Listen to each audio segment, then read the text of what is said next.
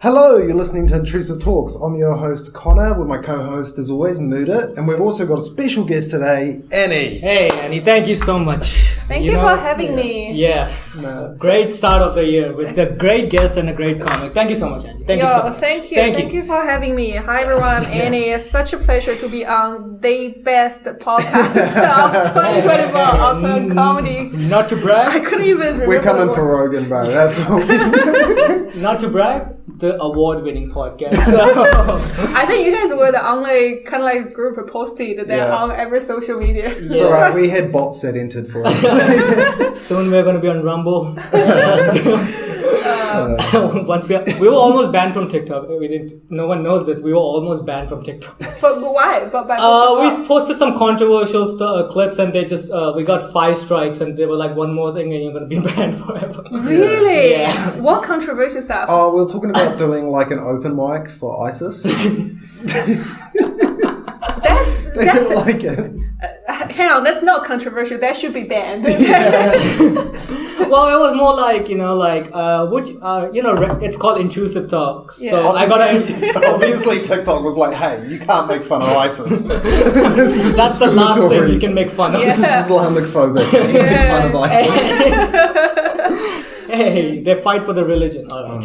But, I know. It's been a slow start to the year, though, comedy-wise. Yeah, I do feel, because I started doing heaps of open mics and other proper gigs, I think later 2023. So I started, like, I was experiencing January 2024 as well. But in my memory, I think last year this time was way busier than this year this time. I know. Well, summer's always a bit slow with it, you know, like. But this year has actually been really sad because the gigs have started to die and like no one has stage time. So I think we all good ones. Rest in peace, Revelry. Rest in peace. Win-win. Yeah. 605 was already dead last year. Yeah. So is 605 not happening again? No, I don't think so. Oh no. There's like one gig. There's 2 gigs there. 2 gigs, Ding Dong and Red Buzz. So. If you want to sign up for comedy in Auckland, don't. Get out. Get out. Or you can do the classic too, I guess. Yeah, you can do classic. How many times that's also a thing. Bring back the Love Shack. Bring back Love Shack. Bring back... What else we had? We had Miss Lucy's, you remember that? Miss Lucy's, yeah. Bring back... I don't know. we had gigs, so many, but they just died, so... Yeah, no, it's a sad truth. But, I know, that's kind of what happens though, like... Is it like, because how many years have you guys been into comedy in Auckland? Probably not that long, like 3 now, maybe? 3, yeah. So current period is like the lowest. This is probably like the most offset, like Revelry and Win-Win were always there. Yeah. But you had other mics that came and went. But Revelry was always there. I know, losing Love Shack I kind of missed. I miss Revelry more. Someone bring Love Shack back. Well, it was back for a few weeks, but then Floyd was like, "Oh wait, this is why I remember I hate doing this." It was not going well. So were you there for the first when it came back? Which one? Love Shack? No, I was never being in Love Shack. Oh, the bar owner changed and everything, right? The place was called what? Pop. Pop. Pop. Yeah. Oh, I remember now. Yeah, I was in Pop. Were you there that night where it was like the first one back? No, I was on the second. Coincidentally. Yeah. Some people in the gay community had organised gay meetup. It was like furry. We thought it was going to be furries showing up, and then we realised no, they just meant like furry men, and they did not care about comedy. Oh. I mean... It's funny... They were there to flirt, and we were just... It's funny, like... ruining the vibe. It's funny, like... Floyd got on stage, he was emceeing, and he's trying to, like connect the crowd. Whatever, he's trying his best. And at one moment, he's, like, in the middle of a joke, and outside there's a protest about Palestine. He's like... And now you can't just say anything because it's too loud, so you can't actually say something on the mic. It's like, this is why I fucking hate this thing. Oh, well, just be careful. You're almost getting banned by TikTok now. Comedians get so self-absolved too that you might have thought they were just protesting him. You know? Yeah. Do you think in future, any day, like there'll be a protest for you? One day, like... Protest? Yeah, that's how you know you made it. It's people protesting. And do you think that... Well, one day, like, you did some really controversial joke and there's a protest outside your show, like...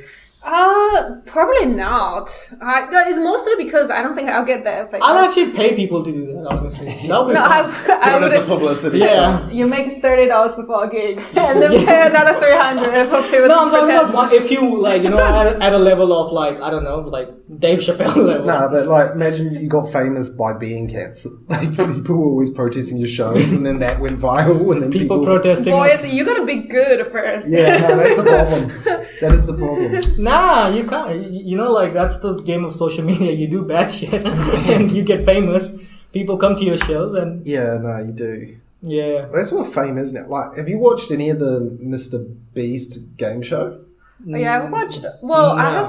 I have. Well, have you ever watched one of his videos? Yeah, I watched. There was mostly my two cousins who are like 12 years old. Yeah. They were watching his videos. Like they made all my like algorithm sending me Mr. Beast. But bro's like definitely a psychopath though. Like, if you watch his content. Yeah. He's like, I watched this one where it was like some dude had to stay in a grocery store.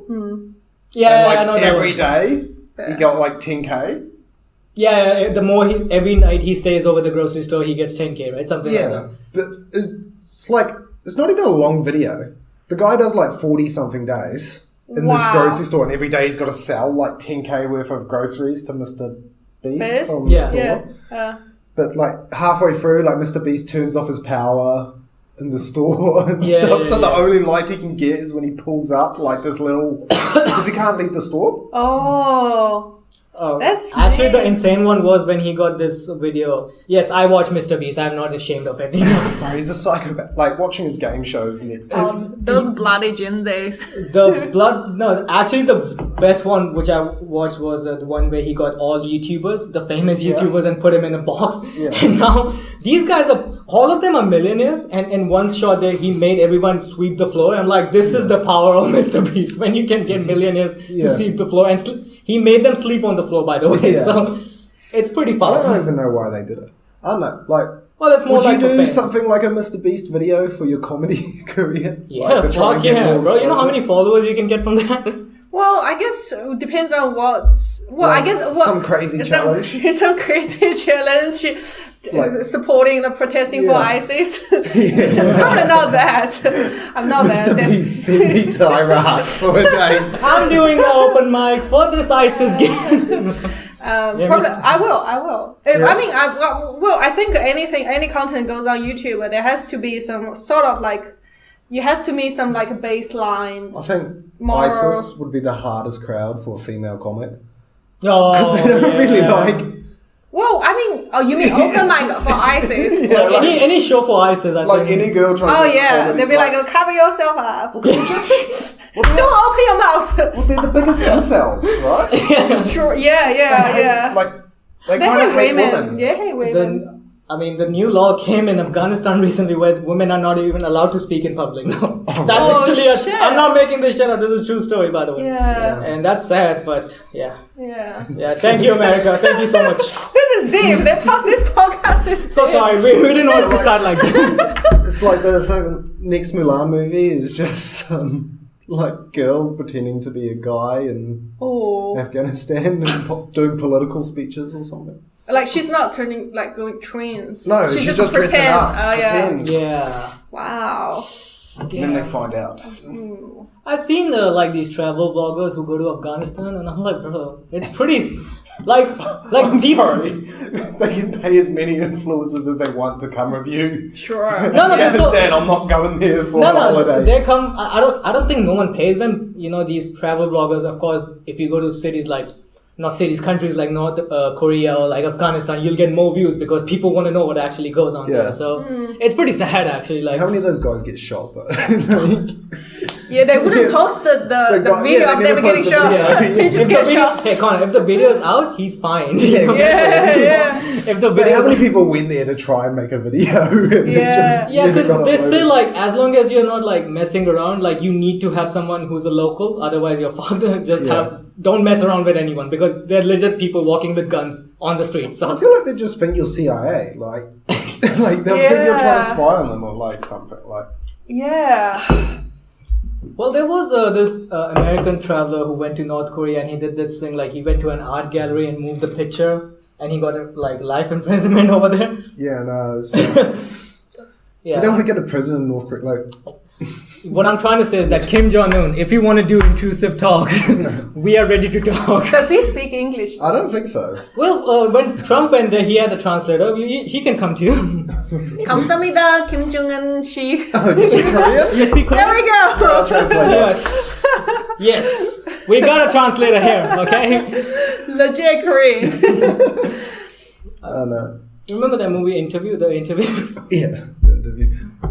Oh, bro, that caused so much controversy. What is that? Do you remember there was like a Seth Rogen movie where they like went to North Korea to interview Kim Jong-un? Oh, did they? Like for real? Not for real, like the movie. It was like a movie comedy premise, Yeah, but okay. then North Korea got really mad. Did they? They had Sony. Yeah, did they like trying to like kill them? No, it was more like I think it was probably death threats. Death threats, but also I think in order to like just make them happy in the starting of when you start the movie, there's a bunch of North Korean kids singing "Oh America, why don't you fucking die" or something. I don't know, probably to just like, hey, we are not bad, whatever. But of course, they probably got a lot of death threats. I respect all this crazy like idea comedy or movie ideas like. Trying to make fun of those dictators because you guys know that Kim Jong-un actually sent some assassin to Malaysia and killed his own brother. Yeah, they did it like as a YouTube prank, eh? It was one assassinate. I think it was his uncle. These girls. They were like telling them they were going to be on the show and they're going to go spray like water gun in people's faces in public or certain people. And so they did a couple test runs. They thought they were fully in like a reality show. Oh. That's so dramatic. So then they give them the thing and tell them to squirt this guy in the face who's like Jim Connon. Oh wait. I'm fucking up his uncle basically. And they put like poison in the water. Yeah. So this girl just goes up, sprays him in the face. He starts like foaming at the mouth and dying. I saw the footage, yeah. And then I think she went to jail and shit. Like, oh no, yeah. What a setup though. Yeah. So apologize. Well, it's a wild way to kill someone. Is convince someone they're in a live show. Yeah. Well, there's been movies on that made like they get like people kidnapped and like there's like these live show for rich people because once you're too rich you just don't know what to do. That's what Squid Game is. Think about it, like. Yeah. Oh yeah, have you seen the second season? I did. I enjoy it. I'm on like third episode. I watched it in one go. Oh, you're almost in the games then again. Well, yeah, like I think I'm on either third or fourth when like they already passed the green light, red light game. I think I did enjoy the second season, but I feel like it's less thrilling compared to the first one. Because the first season you didn't know when you were watching, you didn't know what's happening. Just you wait, because I think it gets like more. Oh, really? They do a good job of subverting it, It's not like the same thing. Yeah, that's what I liked about the show, like, because I thought like, is it going to be like, I don't want to give any spoilers. So just watch it. Yeah. So you reckon the later? It gets good. Yeah, once because they do that game. Yeah. Oh no, it's a bit of a spoiler. Okay. But the games after that are all changed. Oh, okay. So new games. New games and stuff. Like I watched it in one go because I was too free. Like during holidays, like I didn't have anything to do. It was like 7 episodes. I had like a free day and I just watched it all. Alright. Okay. But it was pretty good. Like usually when you have a season 2 nowadays, it's like whatever. But this was actually good. I liked it. So yeah. Well, it feels like they took it in an original thing. Kind of like the first 3 episodes, eh? They're like trying to find the guy. Yeah. I mean, because I think that's my problem with a lot of like good TV shows. The first season you kind of like started from like scratch. You didn't know where the story gonna go. Yeah. But then the second season, you kind of knew what's the setup. Yes, there'll be the new bits, but you kind of like know what's the bad people, what's the good people. Yeah. But then it's also like you don't want to get too far away from the initial premise. That's true. Or else you have like that Prison Break show where they break out in the first season. Yeah. And the rest of it, and then there's 20 more seasons. And you're like, what are they doing? Yeah. No, but what was that? Did you saw that it was on social media? Like, I don't know. I think it's AI generated, but like people were talking about like there used to be a real thing like Squid Game. Game. Was something in there. like back in 1980s. It wasn't Squid Game. It wasn't Squid, but like they got like a lot of people. I think it was trafficked or something, and they used to make them work or something. No, it wasn't trafficked. It was like, fuck, I don't even know the story. But there's like a influence for it. And like a lot of like the colour things and stuff, like those coloured hallways and stuff, comes from like these homes. But I think there's AI generated. A lot of people were talking about that. No, it was a real thing. No, that's what I'm saying. Like I thought that too, but then I saw some other like where they showed the proof that these are AI generated. So I don't know. Maybe they got the inspiration from that, the design and everything. But yeah, it was all Google it. Yeah, but would you go in Squid Games? Probably not. I'm really scared of that. How far do you reckon you'd make it? Like, what game do you reckon? I think I can do green light, red light for sure. One thing I can do.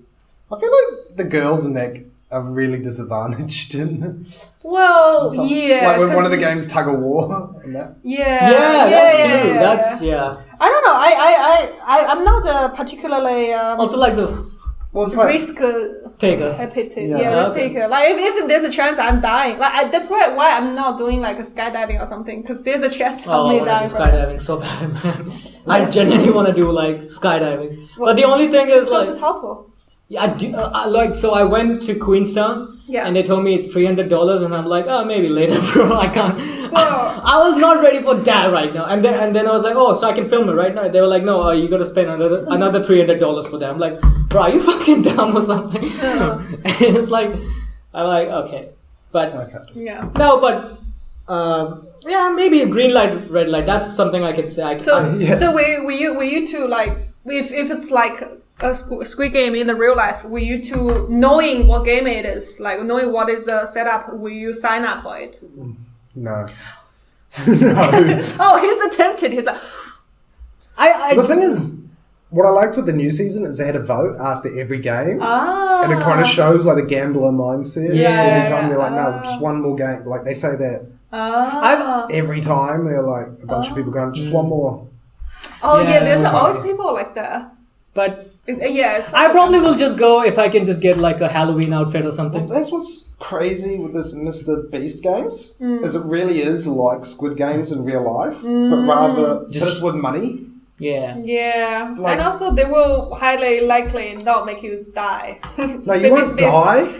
But it's like mental torture. Like you just like get to the. It's like bringing the worst out of people with money, and it's like. It's kind of evil in a way, like, yo, how far can you go for money? So it's like, he does a lot of things where it's like, all right, you have to, like they did one where it was like, they did like a sack race, so people partnered with their mates and stuff, and teams are free. And then after that, they had to stay in those teams are free, go into a room, and they had to decide who was leaving the games. Out of one of them. Oh, it's like those mind games. And none of these guys have a real job either. Like you see their job and it's like dog trainer. Well, it's not like that, but it's like. Yeah, I think that's what makes those games good. Like, I genuinely believe it's to a point scripted as well. Like, but he's also constantly offering people money to eliminate others. Like the first episode, he has like rows of people, and he's like, all right, I'll give you $100K if you press the buzzer, but your row is going to be eliminated. But that's what was also common in Squid Game, if you think about it. Like after every near-death experience, they come back and they'll show that piggy thing, and they're like, oh, well, you survived, and look at how much money you made. So I think that's also the psychology. Like, yeah, you were almost dead, but look at the money. It's got that Squid Game's feel of it, like the brutality of it. Like there was one guy gave up $1 million to save his team. Like he could have pressed the buzzer, eliminated his, because they elected like team captains. And if he pressed the buzzer, his team were all out, but he got $1 million. He didn't press the button. He was out the next game. Oh, is that Squid Game? No, this was the Beast. I gotta hang out with my nephews now, man. I need to see this. Yeah, I guess. That sounds very well. That's one. It makes you feel a little sick watching it. Like, so people that participate in Mr. Beast games, do you reckon like a majority of them choose more like a moral, like high behavior, a lot of them or maybe like nasty betrayal? He's trying to make you betray people and be nasty. Like, people are there to try and get the money, but it's bringing out the worst in people. But so it's like half-half. Some people, it's really brutal because some people get to leave with money. And he'll like give them an opportunity to leave with money. people won't take it and get out the next round, and you're just like feeling for those people because you're like, could have taken. Could have taken everything, brother.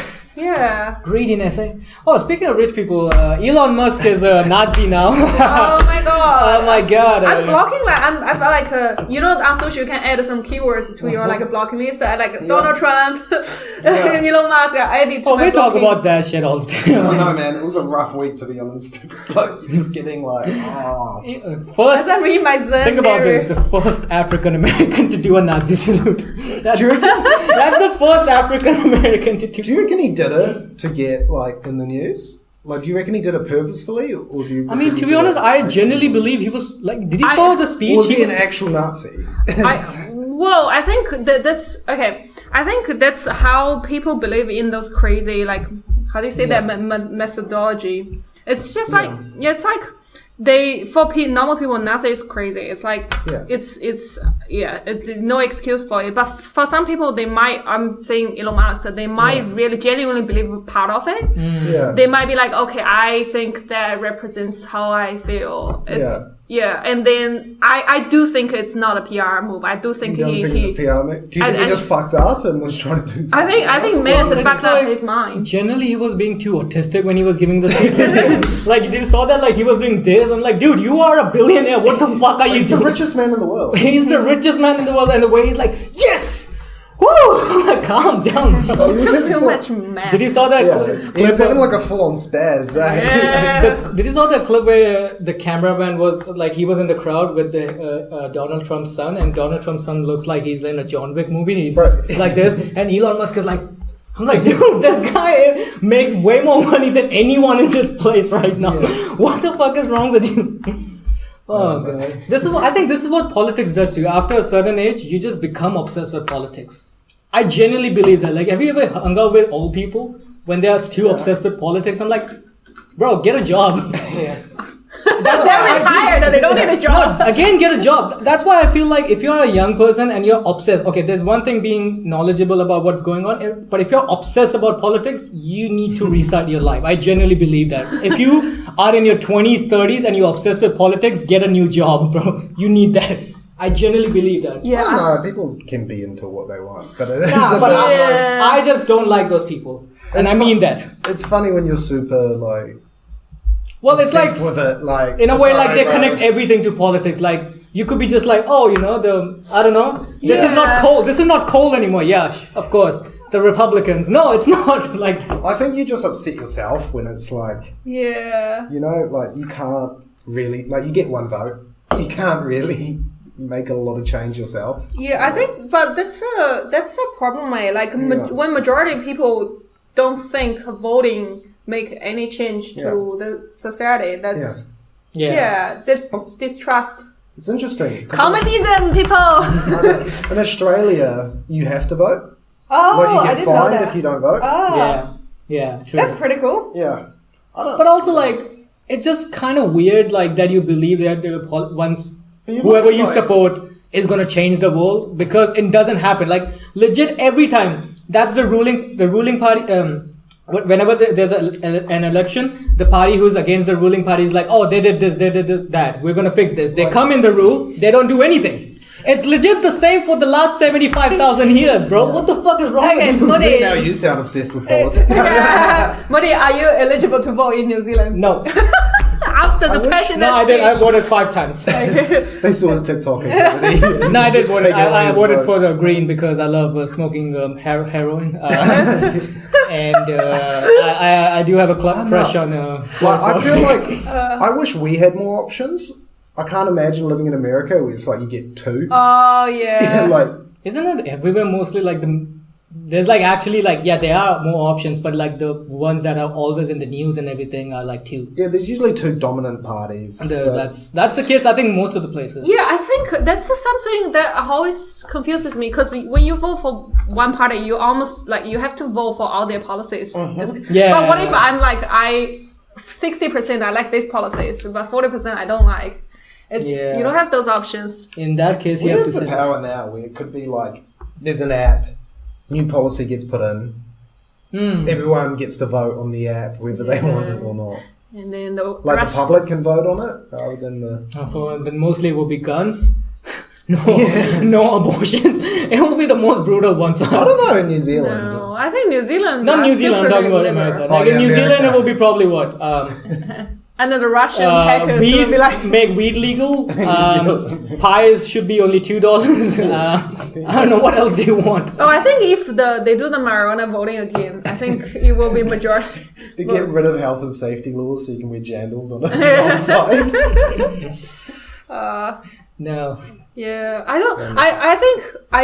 I think that's something I find quite interesting that Kiwis don't talk with their friends or family about their political, like their choices. Not that much. Oh no, I talk with my mate about it, but we just end up in a spot where we're like, fuck it, we don't want to vote for anyone.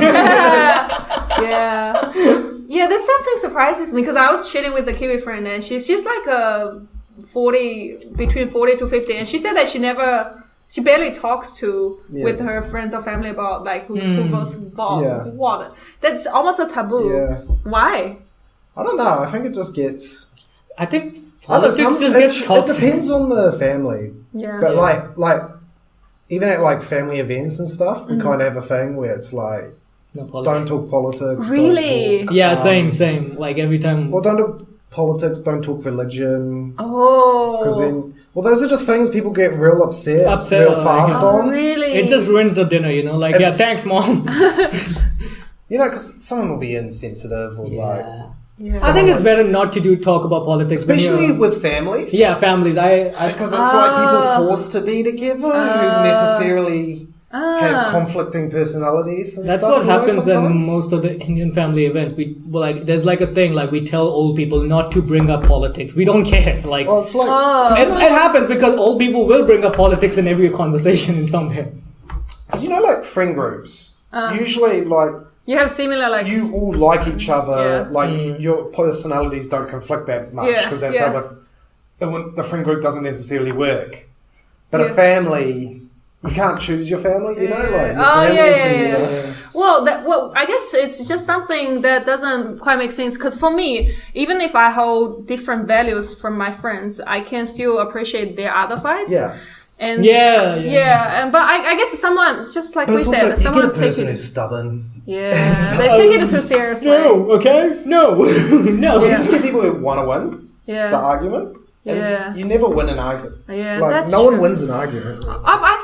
I do genuinely think majority of people are good people. You have different values or you think different things benefit you, but deep in heart, most of people are good people. It's just things that divide them. Pretty sad. I think most people are bad. I mean, like, what bad things about you, Mudit? Come clean. Everything. Look where it's comedy.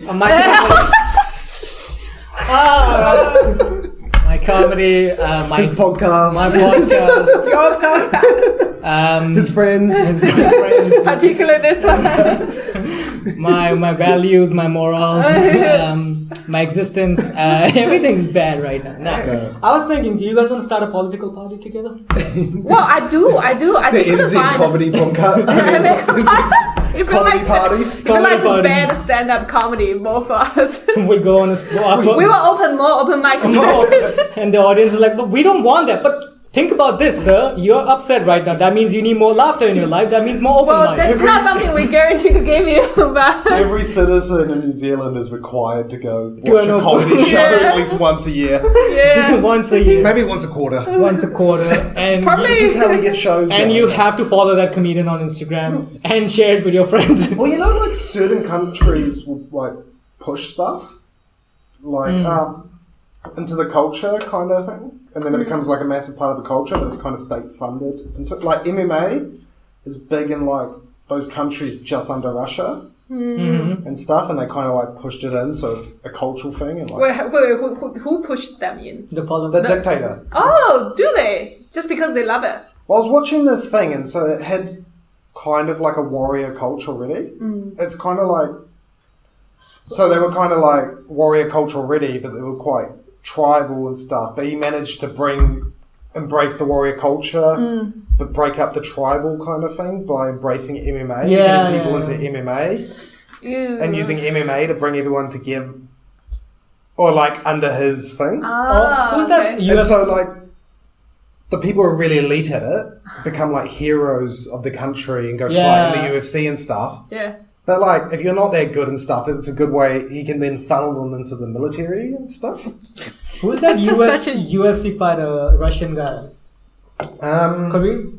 Yeah, Khabib. When he won the fight, I think Putin offered him $50 million or something like. $50 million. Like, and he refused it or whatever, but he offered him $50 million. Like, damn. Well, it's like, yeah, you know, like the government will invest in rugby here because they want more. Like, and say it. I don't know. I just talk and don't really think about it. No, it's fine. I forget my point. I think it's good for New Zealand to have a like. This is what we're going to do with comedy. Fuck rugby. It's going to be comedy. Like, I think Joe Rogan did that to Austin. Oh, yeah. Well, now that whole city's just about comedy. Yeah. Where it's like controversial comedy. Like, intrusive comedy. Let's do that to the Auckland. No, imagine you live in Austin and you you don't like stand-up. And now, anytime you go to a bar, there's some cunt doing stand-up there. Yeah, you're just eating your steak with your family, and the one guy is like, "Whoa, so you know the other day, only 30 seconds and I was out." And you're like just sitting at a meal and some cunt salty because you're facing away from him. Yeah, so that's a regular Auckland comedy crowd. That's what regular. So what do you I feel bad for the audience members if there's someone who's getting offended by them not. Yeah, that's just something, I don't know. I feel like in Auckland, sometimes when you do stand-up, especially open mics, you kind of have to say, you as in like some people, they have to say some edgy stuff to get attention, but that's not necessarily nice for the audience to hear. It's kind of like you get the attention, but in a very negative way. Yeah. Like a surprise comedy night doesn't really work for people. Bro, it hurts your like soul when like you walk into an open mic, you see, oh fuck, there's a bunch of people. The MC gets on, say, "Welcome to the comedy night." They all walk out. They all fucking walk out because they were just there for drinks, and they're like, "Nah, fuck this." Yeah, he's talking about reverie. Nah, I'm talking about Thirsty Dog. That used to have, bro. I remember one time I walked there was like 40 people. Oh, that was one we lost. Yeah, that was another. Did you know Thirsty Dog? No, and that was before me. Yeah, so that was it had a good stage and everything. The room was really good for comedy, but it just like never worked. It just 90% of the time there will be no audience. And this one time I walked there and it was the Thursday at K Road thing. You know that thing Thursday? The thing, the K Road event. First Thursday or something. What's it called? I don't know. Whatever. Oh yeah. So like a bi-weekly. Yeah. So that was there, and there was 40 people there drinking, and I was like, holy shit! And then I don't know who was the MC. He got on stage. "Hello everyone, welcome to the comedy night." And they were like, "Oh, there's a comedy? Oh, we will leave, thank you." And they just and there were like 2 people left. Holy shit! I do think that's so funny though. Like, you live in Austin and you just want to go out for a drink. And you just everywhere you go, there's someone doing comedy, like trying to find the one bar that doesn't have it. But Austin is pretty big if you think about it. But also, like, I think normally, like, bars that like customers, they tend to do open mic more. If you are a bar and you have heaps of customers already, why would you do? I mean, I can see why a comedy night's annoying too, because it's like if you're going out, you kind of want to chat to your friends and stuff and that. And then when you're at a comedy night, you're not really allowed to talk and stuff. Yeah. Well, if it's like a live music, they're like, just like live music, people talking, just do your thing, their own thing, like it's background noise. But comedy doesn't work.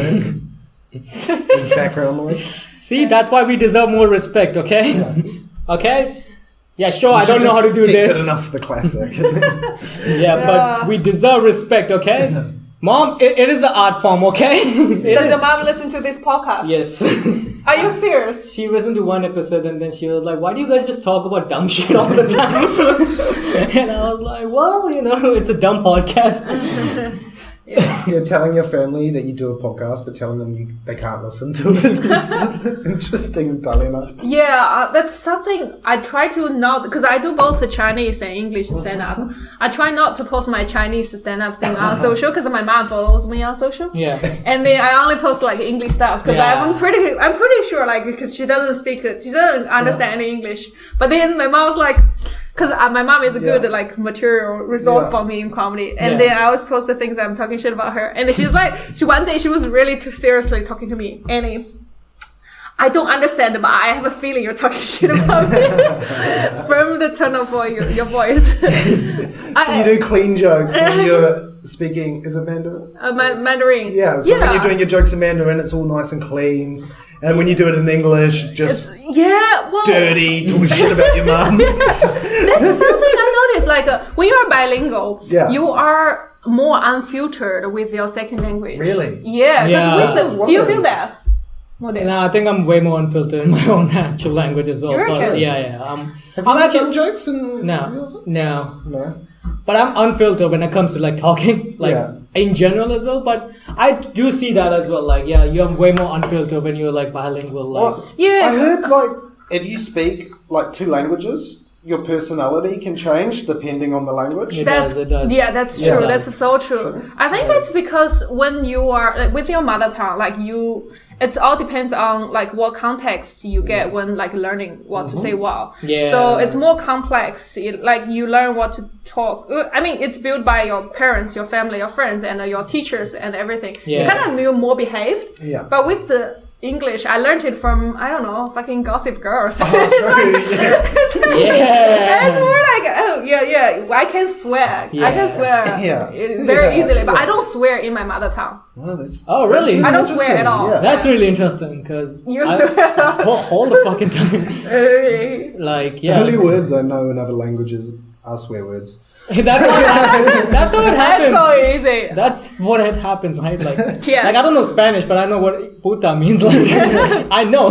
Buddha? P-U-T-A. Okay, you don't. Puta, is that bitch? I think so, like bitch or something. It's like motherfucker as well in some regions. Like I don't know. Yeah, but I know that. Or I know like. This is really bad, but we used to say, bancho. Bancho. What is that? Work. It means like sister fucker.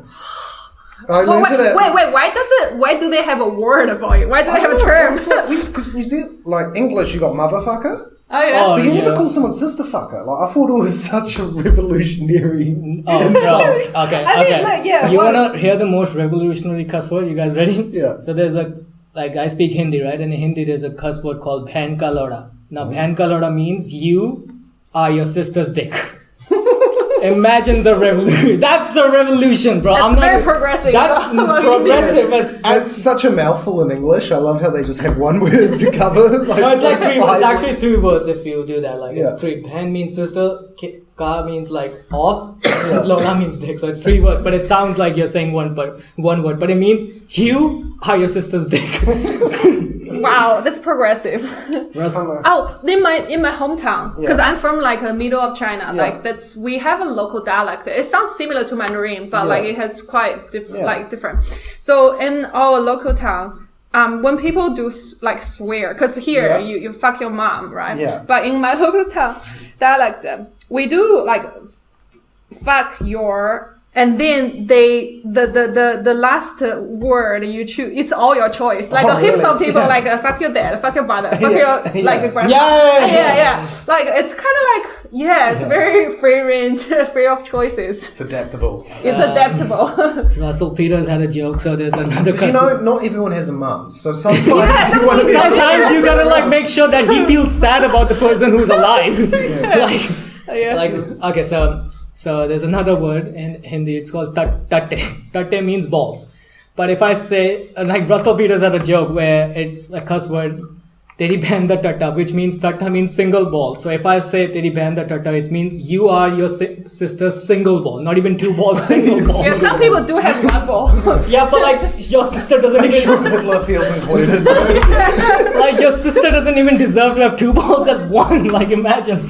It's just the most fucking... That's very precise. That's an interesting insult. Your sister has 1 testicle. Yeah. And you are that. It's not even she has. You are. Is that quite not usually.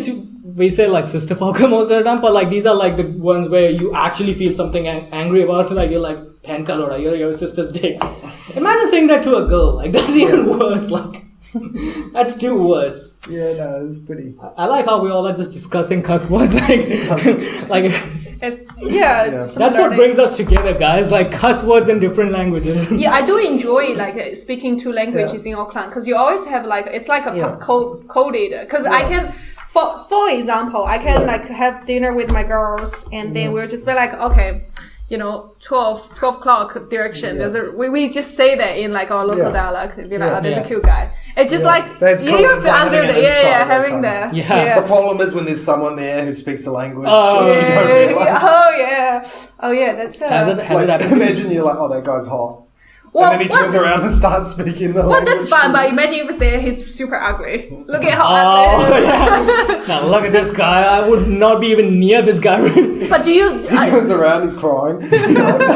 Thank you. I was about to kill myself. Now you have given me another reason.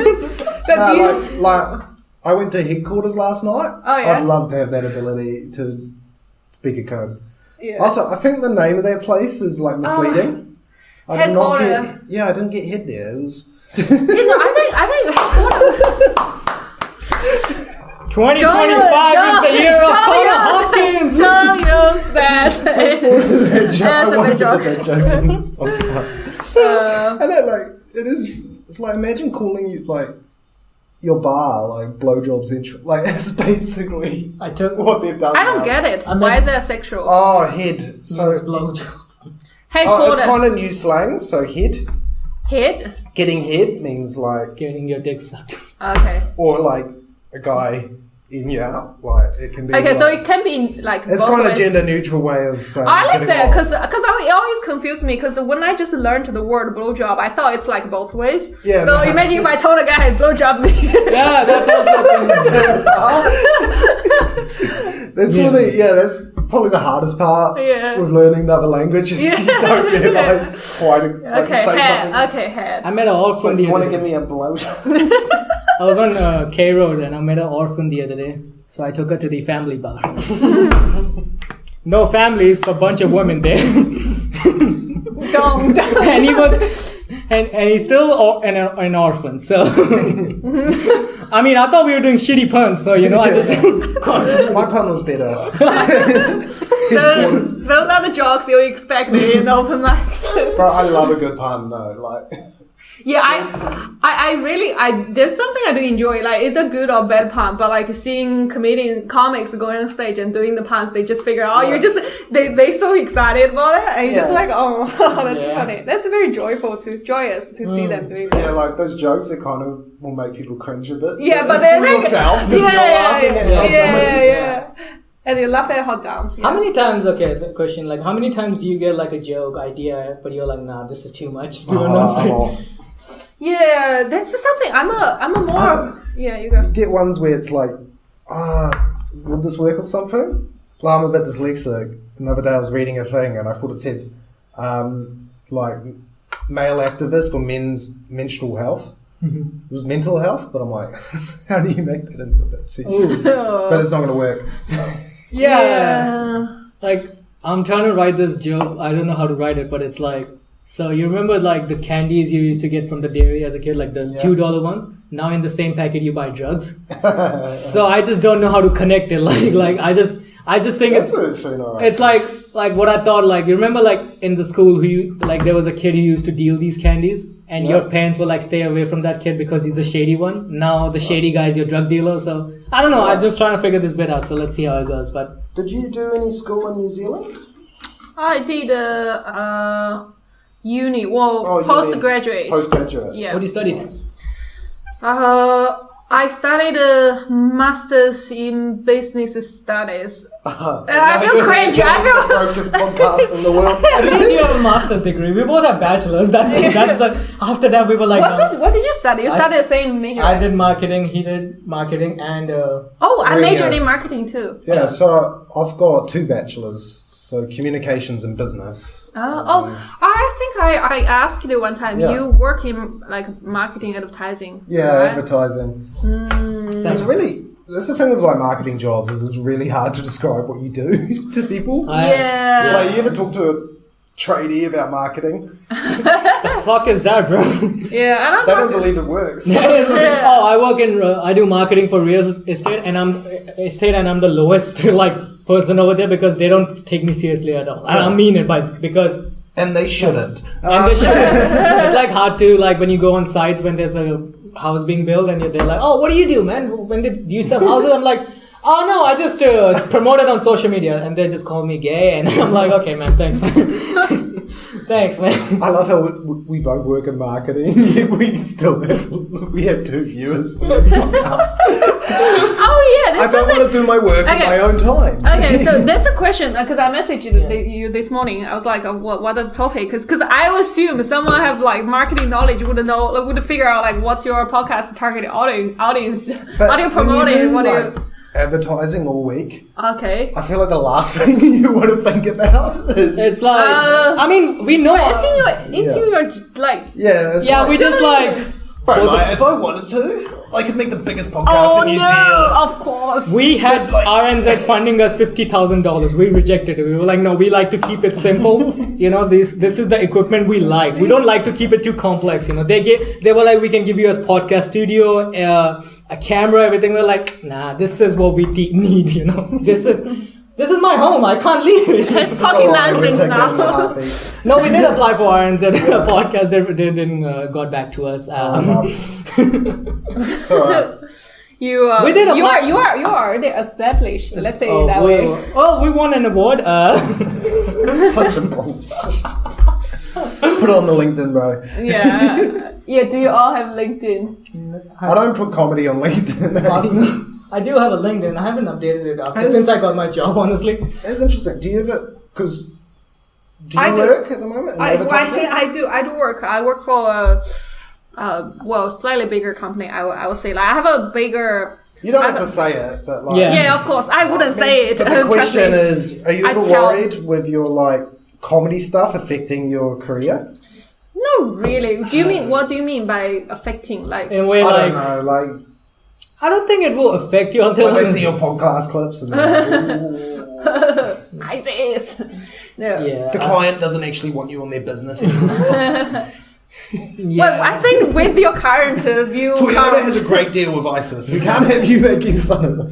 That clip got deleted. It's still on Instagram. Like, Instagram doesn't give a fuck. On Instagram, I see people dying like every day. Well, I don't really, because I think there's one good thing with the stand up. It always happens at nighttime. You barely find a show that happen apart from park comedy, I guess. Yeah. So you kind of like justify yourself, like you're not really. I don't mind it for the shows. It's more posting content. Posting content. I don't. Well, I have a separated comedy. Oh, true. Yeah. It's mostly because I felt a little bit self-conscious. Like I was like posting like five stories a day. Just. Yeah. I mean, in reality, no one cares. Yeah. And I also like make sure like who have my Instagram at my work or something. I know these people are like okay to like they won't mind like if they see my clips or whatever. Like I keep it away from everyone at the work. Like I don't tell like at the other day I made a joke and it didn't work and they're like get back to work. I know, but like I'm always like worried like HR is gonna be bored. And they're scrolling Instagram or something. I'm sure. But as long as it's outside work, they can't do jack shit, honestly. Like I'm telling you, you did something really like illegal, like they probably can. Like New Zealand has strong labour laws. They can't do anything. If it's outside work and everything, they can't do anything about it. But what if like you guys, because I think I see where your point is, like if you do intrusive talk and you post a clip on social and then got instant contribution and your client decided to be like, fire him. I don't think my managers would care. But what if like other people care? What if they got really popular? Yeah, exactly. You should be grateful if you got too popular, then my notice period will be there in 2 weeks. So But do you guys invite your colleagues to your show? No. I've had some colleagues see me do stand up. Okay. And they enjoyed it. On the surface. I remember that. Of course they have to say, I remember I got on stage, I was like, it's good to be performing for Connor's HR meeting. And to be honest, they were more supportive than my friends. Yeah, they were really good, honest. They were a really good crowd. And then, because they were like laughing at all the shitty jokes as well. Like, they're like, that was good. You should work on that. Well, they were like engaged with it. Yeah. I took like my friends and they almost were like challenging themselves not to laugh. Oh, bro, that was you were emceeing. I remember you were like, I was emceeing and Rusty too. Oh, bro, it was so fucking. I know. How about yourself? I normally don't invite my colleagues to my gigs, knowing that most of the gigs are pretty shit. I'm not wasting their time. That's the thing. Like people will be like, oh, you should invite me to your gig and stuff. And it's like, sometimes I'm like, but I don't really want to put you through that. It's like, it doesn't deserve your time. Especially you have to rent some babysitter to take care of your 3 kids. But they did come to my split show at Basement Theater. Yeah, I mean, that's good, cause... No, that wasn't good. I literally had to change my set because I had like entire 10 minutes talking shit about work. No. I wasn't talking. Fuck my best material. I wasn't talking shit about them, but like more like overall observational. There was some, but I was really happy that my boss didn't end up coming, and he was pretty busy. So like there was 1 hour before my show, and I was messaging my colleagues. The boss coming, and they're like, no. I was like, yes, this joke is in.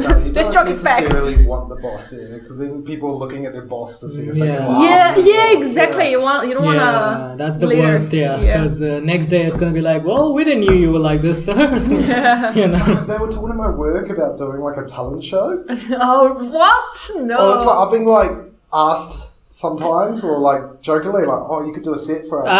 No, never. Oh, you remember the talent show? We did so we used to have like talent shows at the West Bar, the Uni Bar, and we used, because we are risk takers, we did some comedy over there, and it used to be so bad, really bad.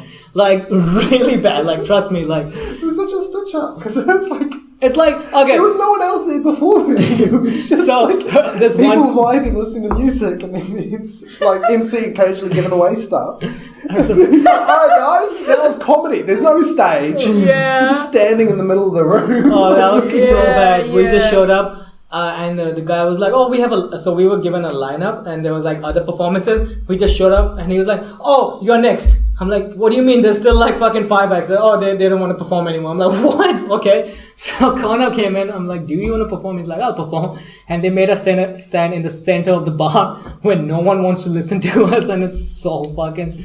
but it's fun to challenge yourself sometimes, Yeah, you can do some interesting shows. Eh? Bro, you remember I feel like I'm going back to park comedy soon now that all the gigs are cancelled. Honestly, some of the park comedies are real good. I always enjoy like Porters. Yeah, it's always pretty good. Porters would be alright. It was just I did some like the one on Point Chev. Yeah. And I had a guy on a bike literally circling me. Oh, no. Point Chev is always dodgy. Yeah, it was just so dodgy. Yeah, you don't want to go there. Yeah. There was like a really drunk guy. Yeah. And he put $20 in the bucket. Yeah. And then he thought he could do anything. So he'd like stand behind comics. Oh, that's something, yeah. And he grabbed like the mic stand at one stage and started doing treating like a bow staff, like he was doing like... Yeah, I think hecklers are fine, but like I hate when I as a comic have to deal with some people who are like physically heckling. Yeah.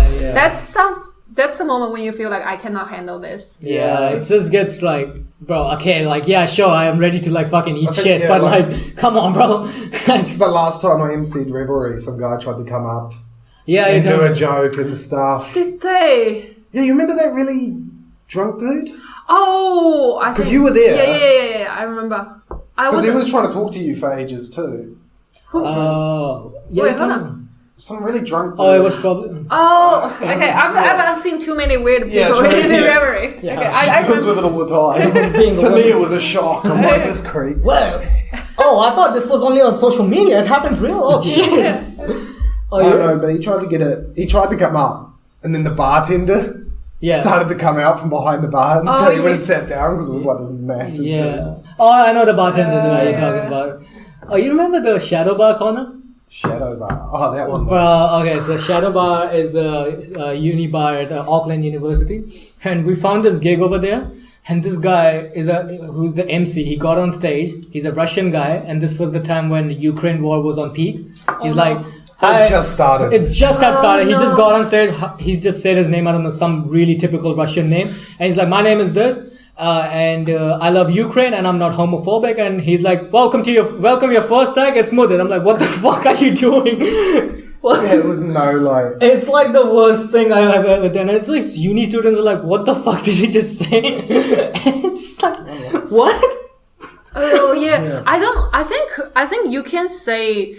like that's something I'm really like, because one time I was doing classic. Yeah. I was doing big Wingsy. Oh. And then no need to brag. Boys, that's entry level. Right?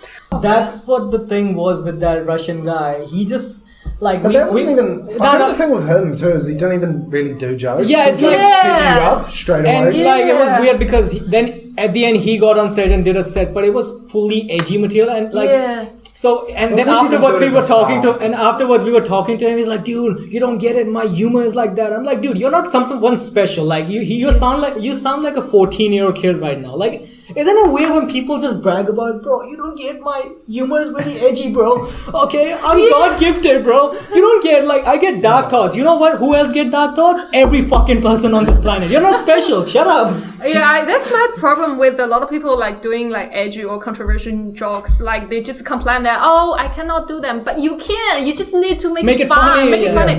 When I was coming here, I was listening to Aaron Chen. You guys know?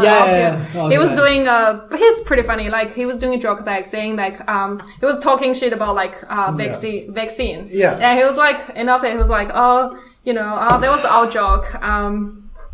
That was all joke. I'm actually not against the vaccine. Well, I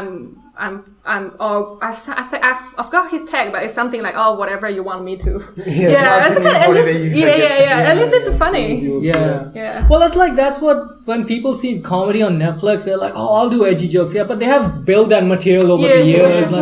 It's just a common pitfall people fall into, is they just want to do edgy shit because that gets they want to do the they jokes think they're cool. that like the pros do, but but also like the pro does it really well. Like you don't know how to do it like a pro, you know? Yeah. And if you are not edgy, I put it that way. Like if you're not edgy, if you're just like bland, like the audience at least feel like, oh man, he's not funny, and that's fine. But if you're edgy but you're not funny, the audience gets angry. Exactly. Like you're putting more risk on yourself. Yeah, exactly.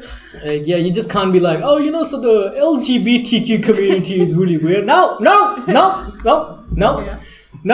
That's enough, Steven. Like, Steven, get off stage. Steven, get off stage. Like, when they're like, I'm really edgy, but then it's a real hacky thing. Like, it's such a common internet joke. Or like they do the same joke they talk about on the group chats. Like, dude, no, it doesn't work like that. Like the amount of times my friends have told me some edgy shit and they're like, you do it on stage. I'm like, nope, it's not gonna work. Bro, the amount of jokes where it's like, oh, LGBT, they've added a new letter and... I don't even know what it means after the G anymore. Because you can't read, motherfucker. And you don't know English, you fucking retard.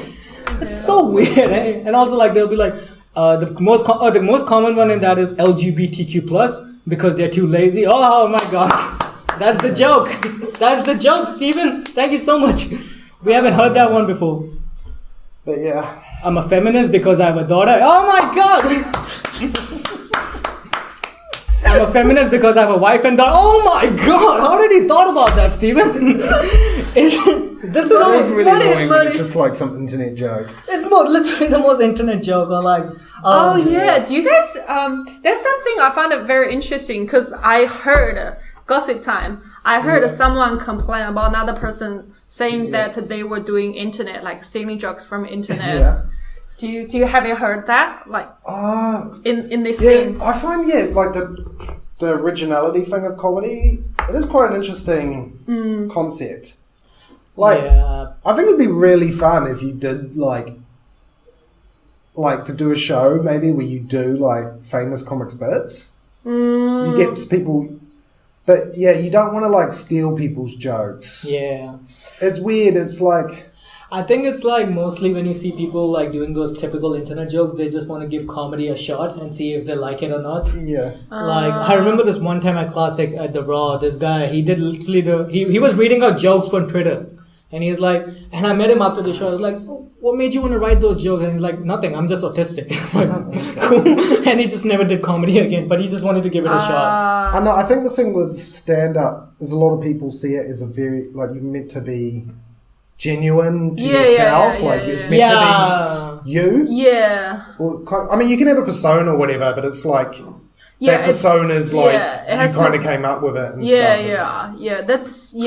I totally agree. I think comedy it is kind of cheating if you just take like a really good joke and say that. Have you guys like during like either open mic or other shows, have you guys heard someone like a comic go on stage and then said a joke and you were like, oh, hold on, I heard it before? Like either from like other comedians. Yeah, heaps. Like especially in the open mic, like some people will be like in the open mic scene or something. It's like, oh, you know, like Mark Normand has a really similar bit to that. It's like, oh, who fucking cares? Like, you reckon?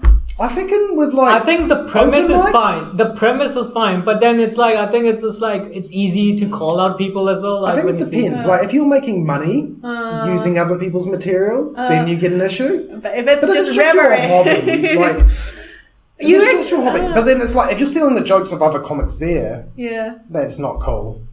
Yeah, I guess you could do an internet joke because everyone's done like a hacky joke or something. Yeah, I slightly disagree because I think for me, I think it's what is your purpose to do stand up. I think it's important to bring what you think funny to the crowd. But if you just do something that it's not original, and then you kind of like just want to prove yourself being cool. Yeah, that's not a good reason to do it. Yeah, I think that's what you're right about that. But at the end, like you will face the consequences later because if you're just a person who's gonna steal jokes every time, at one point you're gonna just run out of shit, and your creativity will not be there, and you'll be called out. Or like it depends, I think, on how you see stand up though. Like if you want to like do it properly and stuff, you should be writing your own jokes. Yeah, because that's what. If you're just doing it for fun and stuff.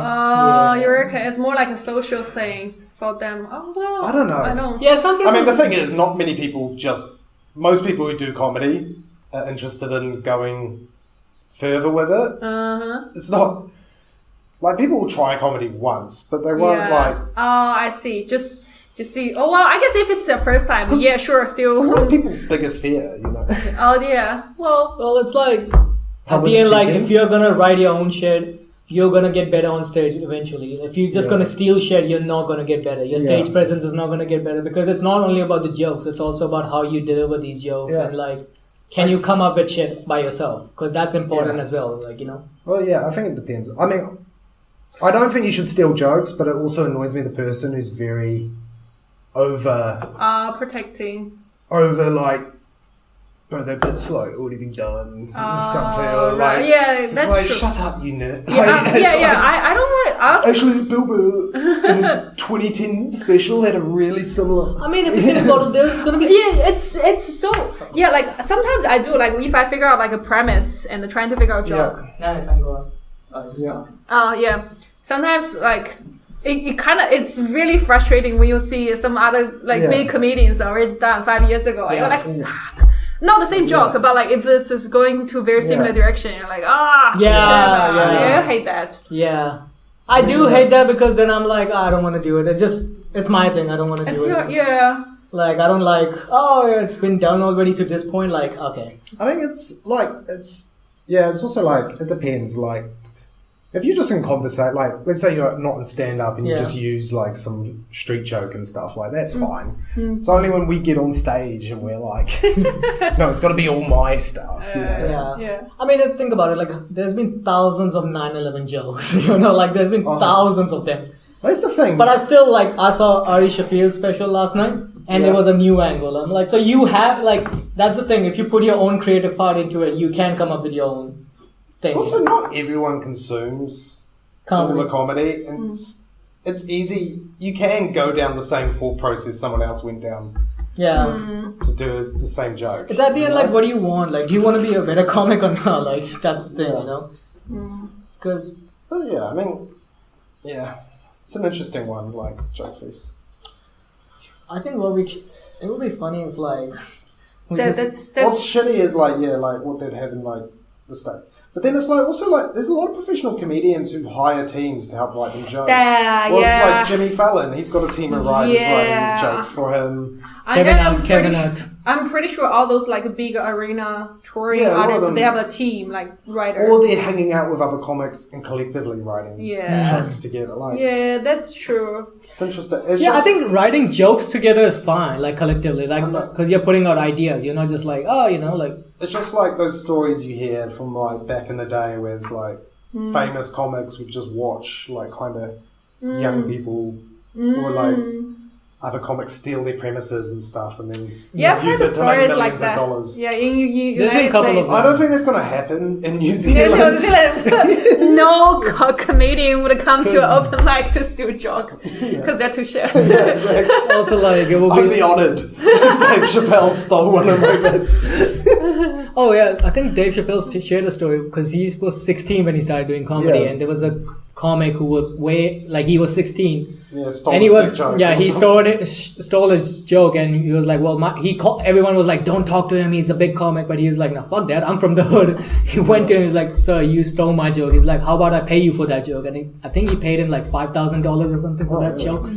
So, yeah, but apparently, like Robin Williams used to do that a lot, but it kind of like accidentally steal jokes. Yeah, well, that's something really hard to avoid because I do think people do accidentally steal jokes. But also, I think it depends on your like philosophy. Like if you're just trying to be funny, like all you're doing is you just want to be funny.